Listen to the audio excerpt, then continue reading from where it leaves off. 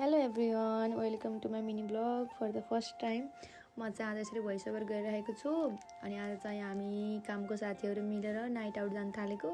क्रिसमसको last day जाऊँ न त, लाइटिङहरू हेरौँ के कस्तो छ। अनि सबैजनाको छुट्टी मिलेको छ नि त आज, अनि त्यसरी रमाइलो गरौँ भनेर यत्तिकै निस्केको छु। त प्लानहरू त केही पनि गरेको थिइनँ पहिला। अनि जाऊँ न त कतै भनेर निस्क्यौँ। अनि म जाँदैछु मेरो साथीहरूलाई भेट्न स्टेसननिर। अनि हामी सबैजना भेट भयौँ। पछि बल्ल हामी रोसियो पार्क जाने भनेर कुरा भयो। अनि रोसियो पार्क पुग्यौँ। अनि पुगेपछि लाइटिङहरू देखेपछि त सुरु भयो हाम्रो आफ्नै पारा टिकटक भिडियो बनाउने पालै पिलो उसले मेरो भन्दा भन्दै थुप्रै बेरसम्म हामी त्यहीँ फोटो भिडियो लिन थाल्यौँ। अनि फेरि यस्तो राम्रो थियो क्या, त्यहाँ लाइटिङहरू पनि यस्तो राम्रो थियो। अनि मेरो त फर्स्ट टाइम हो नि त यसरी बाहिर अनि यसरी क्रिसमसहरूमा लाइटिङहरू हेर्ने। मेरो पहिलोपटक भएर होला सायद, मलाई त एकदम राम्रो लाग्यो क्या। अनि मैले मजाले टिकटकहरू बनाएँ, फोटोहरू खिचेँ।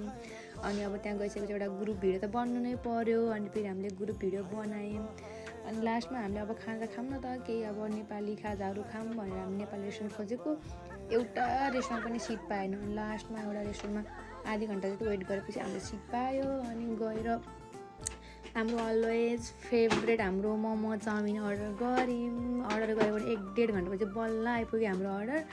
अनि हामीले चाहिँ तातो खाना खायौँ। यस्तो मौसम चिसो थियो, यस्तो चिसो थियो। अनि तातो खानासाना खायौँ। अनि साइडको चेयरको मान्छेले यस्तो रमाइलो गरिरहेको थियो क्या, डान्स गरिरहेको थियो, नाचिरहेको थियो, उफ्रिरहेको थियो। अनि हामी पनि नाचौँ न भनेर हामी पनि नाच्न थाल्यौँ। अनि अब त्यत्रो दिनभरि काम गरेको हामीलाई त थकाइको फिलै नभएको क्या। नाच्न पाएपछि त हामीले सब पीडाहरू बिर्सेर दुखाइ बिर्सेर हामीले यस्तो इन्जोयमेन्ट गऱ्यौँ सबै मिलेर। हामी 4जना केटी थियौँ, 4जना उस्तै नाचेको गऱ्यौँ क्या। अनि विदेशमा अब एक दिन छुट्टी हुन्छ, त्यो पनि त्यत्तिकै जान्छ। अनि बाँकी दिन काममा गयो आयो एउटै हुन्छ नि त रेगुलर। अनि एक दिन यसरी साथीहरूसँग भेट भएर यस्तै इन्जोयमेन्ट गरेँ। यस्तो राम्रो लाग्यो, यति धेरै हामीले इन्जोय गऱ्यौँ, यति धेरै नाच्यौँ। अझ यो बहिनी चाहिँ हामीभन्दा सबभन्दा धेरै नाच्यो। अनि नाच्यौँ, रमाइलो गऱ्यौँ। यसरी हामीले क्रिसमस मनायौँ। मैले त फर्स्ट टाइम यसरी क्रिसमस मनाएँ। क्रिसमस भन्दा पनि साथीहरूसँग नाइट आउट गऱ्यौँ। अनि हामी चाहिँ अब धेरै बेर नाच्यौँ। अनि अब घर जाऊँ भनेर 12-1 बजेपछि सबैलाई ह्याप्पी क्रिसमस भनेर हामी चाहिँ आफ्नो गरेर लाग्यौँ। मेरो छोटो मिनी ब्लग हेरिदिनु भएकोमा सबैजना धेरै धेरै धन्यवाद। Thank you for watching. Happy new year guys. Keep loving, keep watching. Bye by.